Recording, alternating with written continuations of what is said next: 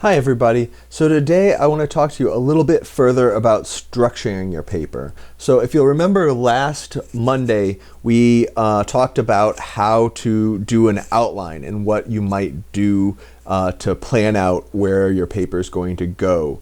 So please turn those in if you haven't. Only a few of you have. And we have a few examples on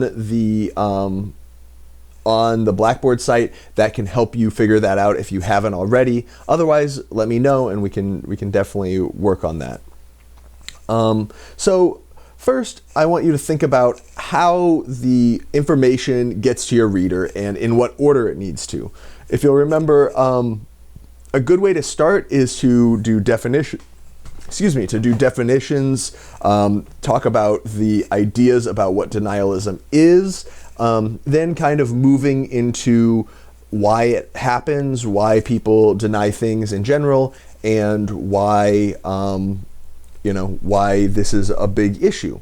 Then finally, maybe moving into the Spectre article with autism and showing how that relates to autism might work well. So first, I want you to think about where these ideas need to go and what ideas go next to each other. And an easy way to do that is, this says to create index cards, but you can also just use your word editing software.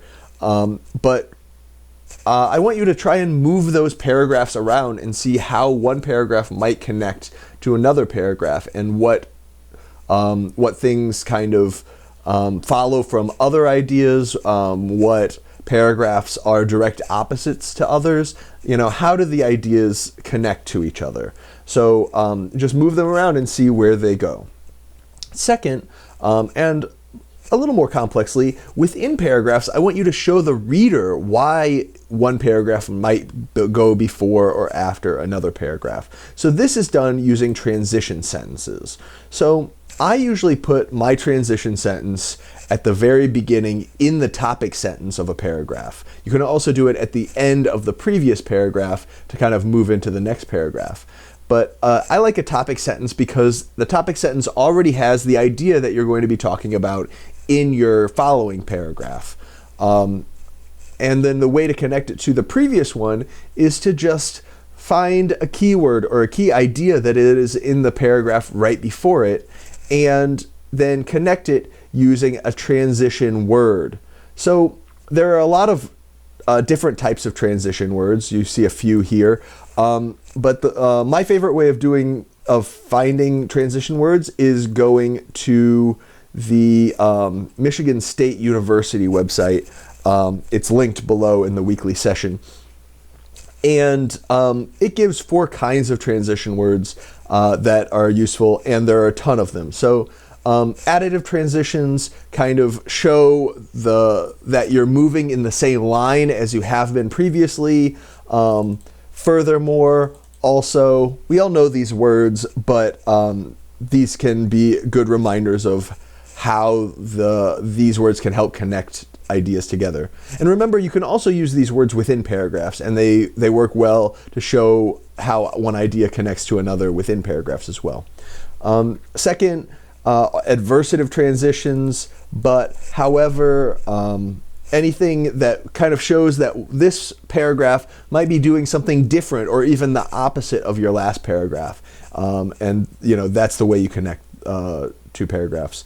Then causal transitions, if you say because of this, or in fact, some of these ideas kind of show causation, or how one paragraph might lead into the next one or cause the next idea.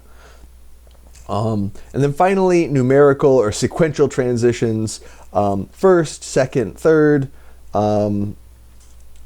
These don't always show connection as well, because if you're saying, first I want to talk about this, then I want to talk a bit about this, that might not tell us why you have first things first or second things second, but you might show us that through other means. So for Friday, I want you to work on making a transition between two of your paragraphs. They can be paragraphs you've already written, or you can write new paragraphs.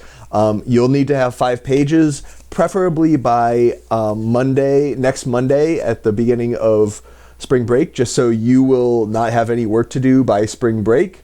And if you need to do the writing proficiency exam, that'll be due on Friday of spring break. So you've got some work to do before then for the portfolio. If you're trying to do the portfolio, let me know. And if you have any questions, let me know, because this can be difficult and I understand that. So please don't hesitate to contact me, and we can either get in touch through email, phone, in person, whatever would work for you. So otherwise, have a good night, and I will talk to you later.